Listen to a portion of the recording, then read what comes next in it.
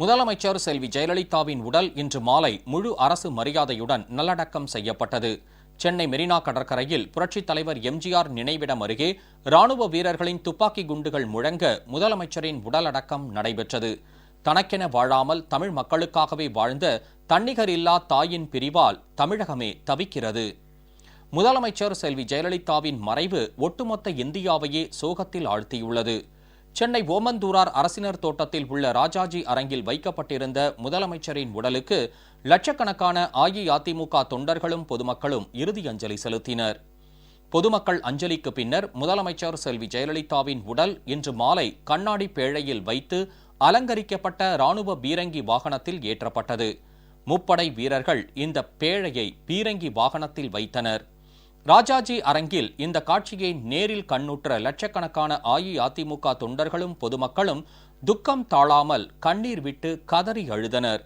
இதனைத் தொடர்ந்து இறுதி ஊர்வலம் தொடங்கியது. அண்ணா சாலையில் இருந்து வாலாஜா சாலை வழியாக இறுதி ஊர்வலம் சென்றது. பெருந்துயரில் மூழ்கியிருந்த மக்கள் வெள்ளத்தின் இடையே இறுதி ஊர்வலம் நகர்ந்து செல்ல லட்சக்கணக்கான கழக உடன்பிறப்புகளும் பொதுமக்களும் உலக சரித்திரத்தில் இடம்பெற்றிருக்கும் தன்னிகரில்லா தலைவிக்கு கண்ணீர் அஞ்சலி செலுத்தியபடி சோகமே உருவாக ஊர்வலத்தில் நடந்து சென்றனர்.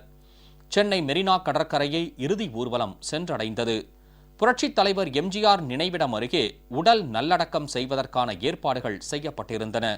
அங்கு முதலமைச்சரின் உடலுக்கு தமிழக ஆளுநர் திரு வித்யாசாகர் ராவ், மத்திய அமைச்சர்கள் திரு வெங்கையா நாயுடு, திரு பொன் ராதாகிருஷ்ணன், முதலமைச்சர் திரு ஓ பன்னீர்செல்வம், மக்களவை துணை சபாநாயகர் டாக்டர் மு தம்பிதுரை, தமிழக சட்டமன்ற பேரவைத் தலைவர் திரு ப தனபால், தமிழக முன்னாள் ஆளுநர் டாக்டர் கே ரோசையா, அகில இந்திய காங்கிரஸ் துணைத் தலைவர் திரு ராகுல் காந்தி, முப்படைகளின் ராணுவ உயரதிகாரிகள் மலர் தூவியும் மலர் வளையம் வைத்தும் இறுதி அஞ்சலி செலுத்தினார்கள்.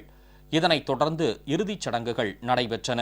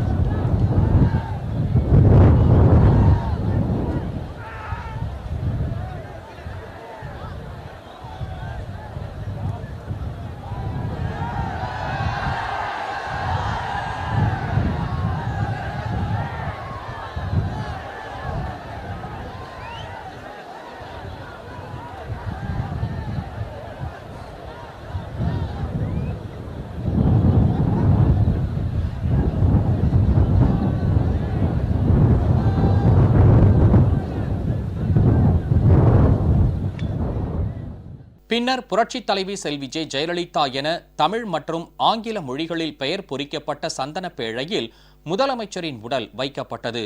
இறுதி அஞ்சலிக்கு பின்னர் ராணுவ வீரர்களின் துப்பாக்கி குண்டுகள் முழங்க முழு அரசு மரியாதையுடன் முதலமைச்சரின் உடல் நல்லடக்கம் செய்யப்பட்டது.